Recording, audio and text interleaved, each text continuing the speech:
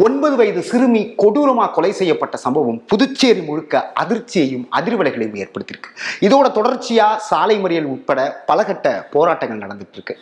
இந்த கொலைக்கான காரணம் என்ன, இந்த வழக்கு எப்படி பயணிக்க போகுது அப்படிங்கிறத பத்தி தான் இந்த வீடியோல விரிவா பார்க்க போறோம்.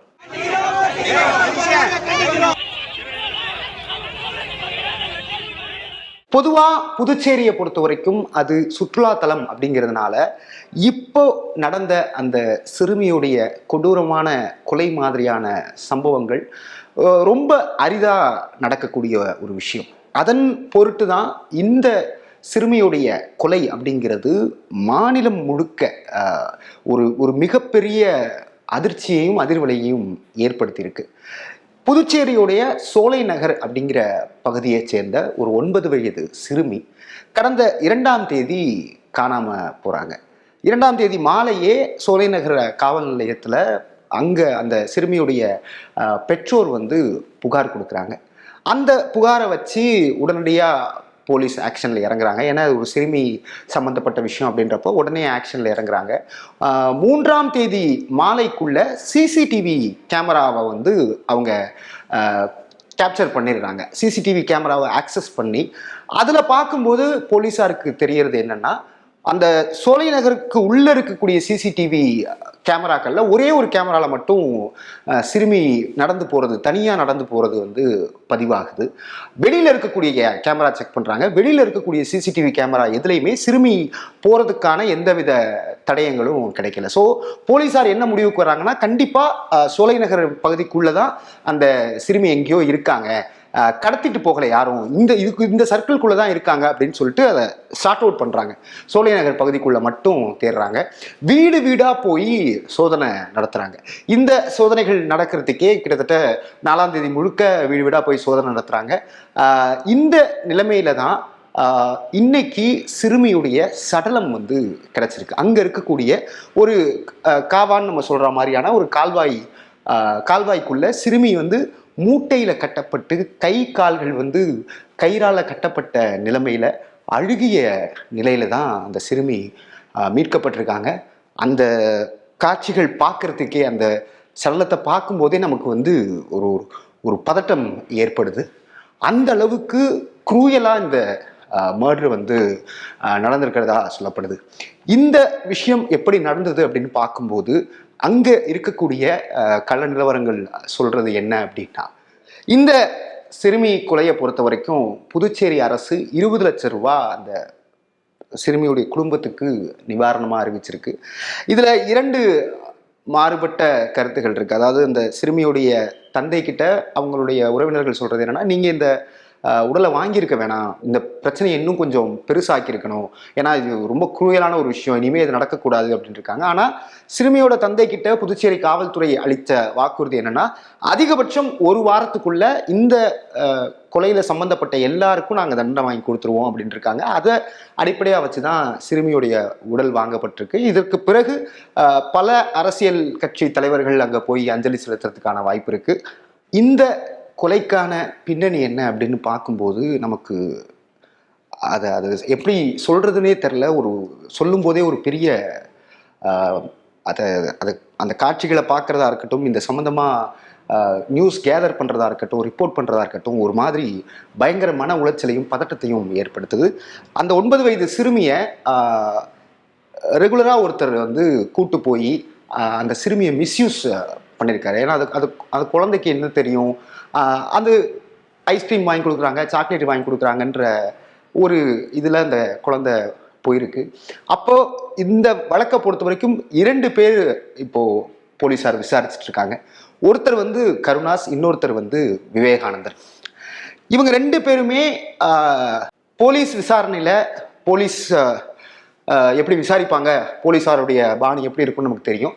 அந்த விசாரணைக்கு முதல்ல ஒன்று சொல்றாங்க, விசாரணைக்கு பிறகு இன்னொன்று சொல்றாங்க.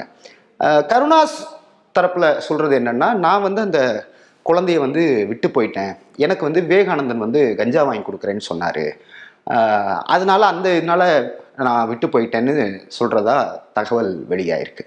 இப்ப இந்த விஷயத்தை பொறுத்த வரைக்கும் இப்ப அதிமுக கூட 8ஆம் தேதி முழு அடைப்பு போராட்டம் நடத்த இருக்காங்க. அவங்க மெயினா சார்ஜ் வைக்கிறது என்னன்னா, புதுச்சேரியில கஞ்சா புழக்கம் ஜாஸ்தியா இருக்கு அப்படிங்கிறதா அவங்க மெயினான குற்றச்சாட்டா வைக்கிறாங்க. விவேகானந்தன் கொடுத்த வாக்குமூலத்தை வச்சு பார்க்கும்போது இது ஒரு கேங் ரேப்பா இருக்கிறதுக்கான வாய்ப்புகள் ரொம்ப அதிகம்னு சொல்லப்படுது. இப்போ நமக்கு கிடைச்சிருக்கக்கூடிய தகவல் படி பார்த்தோம்னா, கருணாஸ் விவேகானந்தன் மட்டும் இல்லை, இதுல இன்னும் நிறைய பேர் சம்மந்தப்பட்டிருப்பாங்க அப்படிங்கிற ஒரு தகவல் வெளியாயிருக்கு. இந்த விஷயத்தை பொறுத்த வரைக்கும் பார்த்தோம் அப்படின்னா, கஞ்சா போதை அப்படிங்கிறது தான் இந்த கொலைக்கான அடிப்படை காரணமா இருக்கு. ஏன்னா அந்த கருணாசுங்கிறவர் கஞ்சா அடிக்ட்டு, விவேகானந்தன் கஞ்சா வாங்கி கொடுக்குறேன்னு சொல்லி தான் இந்த குழந்தைய கூட்டு போறாரு. இந்த விஷயத்தை பொறுத்த வரைக்கும் ஏன் கஞ்சா புழக்கம் அதிகரிச்சிருக்குன்னு பார்க்கும்போது, லாஸ்ட் 1 இயரா தான் அங்க கஞ்சா புழக்கம் அதிகரிச்சிருக்கிறதா புதுச்சேரியுடைய கள நிலவரம் சொல்லுது. அதுக்கான காரணம் என்னன்னா, நிறைய பப்புகள் அதிகரிச்சிருக்கு இந்த கடந்த 1 வருஷத்துல. அந்த பப்புகள்ல வாடிக்கையாளர்களை கவரணும் அப்படிங்கிறதுக்காக அவங்களே கஞ்சா விநியோகிக்கிறது. நிறைய எல்லா பப்லையும் இல்லைனாலும் குறிப்பிட்ட சில பப்புகள்ல இந்த கஞ்சா விநியோகம் நடந்துட்டு இருக்கு. கஞ்சா புழக்கம் கட்டுக்கடங்காத அளவுக்கு அதிகரிச்சிருக்கு. கட்சி பாகுபாடு இல்லாம இப்ப கஞ்சா கேஸ் ஒருத்தர் மேல போடுறாங்க அப்படின்னா, உடனே அங்க இருக்கக்கூடிய ஒரு பொலிட்டீஷியன் போய் லோக்கல் போலீஸ் ஸ்டேஷன்ல இன்ஃப்ளூயன்ஸ் பண்றாங்க. என்னன்னா, நம்ம தம்பி தான் ஏதோ தெரியாம பண்ணிட்டான், கேஸெல்லாம் ஒன்றும் வேண்டாம் அப்படின்னு சொல்லி அந்த கஞ்சா வழக்கு போடுற நிலையிலேயே அதை தடுத்துடுறாங்க. அதையும் மீறி போலீஸ் வழக்கு போட்டாலும் அதிகபட்சம் ஒரு 3 மாசம் உள்ள இருக்காங்க. உள்ள போற ஆளே திரும்ப வெளியே வந்து கஞ்சா விநியோகம் பண்ணிட்டு இருக்காங்க. எனவே இந்த விஷயத்தை பொறுத்த வரைக்கும் பார்த்தோம் அப்படின்னா, இப்போ புதுச்சேரியுடைய துணைநிலை ஆளுநர் தமிழிசை சவுந்தரராஜன் போய் அஞ்சலி செலுத்திருக்காங்க. அவங்க அஞ்சலி செலுத்துறப்ப அஞ்சலி செலுத்தக்கூடாதுன்னு சில பிரச்சனைகள்லாம் நடந்துச்சு. அதையும் மீறி அவங்க அஞ்சலி செலுத்துறாங்க. அஞ்சலி செலுத்தின பிறகு அவங்க ஒரு ப்ரெஸ் மீட் பண்றாங்க. அந்த ப்ரெஸ் மீட்ல சொல்லக்கூடிய விஷயம் என்னன்னா, 1 வாரத்துல சிறப்பு நீதிமன்றம் வந்து நடவடிக்கை எடுக்கும் அப்படிங்கிறாங்க. ஆனா அங்க இருக்கிறவங்கள்ட்ட விசாரிக்கும் போது இந்த 2 பேருடைய இந்த வழக்கை முடிச்சிடணும்னு பாக்குறாங்க. இந்த வழக்குல இந்த சிறுமியுடைய கொலையை பொறுத்த வரைக்கும் நிறைய பேர் சம்பந்தப்பட்டிருக்காங்க அப்படிங்கிறது தான் அங்க இருக்கக்கூடிய செய்தியாளர்களுடைய கருத்தா இருக்கு. அதே நேரத்தில் இப்போ 1 வாரத்துல ஸ்பீடி ஜஸ்டிஸ்ன்றது நிச்சயம் சரியா இருக்குமா? ஏன்னா இப்ப கருணாஸ் விவேகானந்தனை பொறுத்த வரைக்கும் இவங்க 2 பேரோட மட்டுமே இந்த வழக்கு முடிஞ்சிருமா அப்படிங்கிறது அங்க இருக்கவங்களுடைய கருத்தா இருக்கு. இன்னொன்னு, நம்ம வீட்லயும் ஒரு குழந்தை இருக்கு, நாளைக்கு இது நமக்கும் நம்ம குழந்தைக்கும் நடக்கும் அப்படிங்கிற ஒரு பதட்டத்திலையும் பதைபதைப்புலையும் தான் புதுச்சேரி முழுக்கவே சாலை மறியல் நடந்துகிட்டு இருக்கு. புதுச்சேரி அந்த யூனியன் பிரதேசமே ஸ்தம்பிக்கக்கூடிய அளவுக்கான மிகப்பெரிய மக்கள் திரள் போராட்டங்கள் நடந்துகிட்டு இருக்கு. எனவே அங்க நம்ம விசாரிச்ச வரைக்கும் இதுல நம்ம சொல்லக்கூடியது என்ன அப்படின்னா, இந்த வழக்குல உரிய விசாரணை நடைபெறணும் அப்படிங்கிறது ஒண்ணு.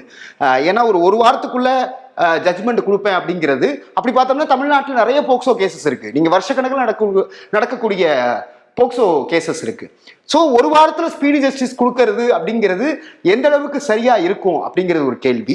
இன்னொன்னு, இந்த சிறுமி கொலையை பொறுத்த வரைக்கும் இது 2 தனிப்பட்ட நபர்களுடைய பிரச்சனை இல்லை. இது கஞ்சா போதை, கஞ்சா விநியோகம் சம்பந்தமான பிரச்சனை. எனவே அந்த கஞ்சா விநியோகத்தை தடுத்து நிப்பாற்ற அளவுக்கான ஒரு மாசான ஆக்ஷன் போலீஸ் தரப்புல எடுக்கணும் அப்படிங்கிறது தான் அங்க இருக்கக்கூடிய மக்களுடைய கோரிக்கையா இருக்கு. எனவே இதை கவனத்துல கொண்டு கஞ்சா போதையை தடுக்கணும், குழந்தைகளுடைய பாதுகாப்பை புதுச்சேரி அரசு உறுதி செய்யணும் அப்படிங்கிறது தான் அங்க இருக்கக்கூடிய மக்களுடைய கோரிக்கையா இருக்கு. விகடனுக்காக ராணி கார்த்திக்.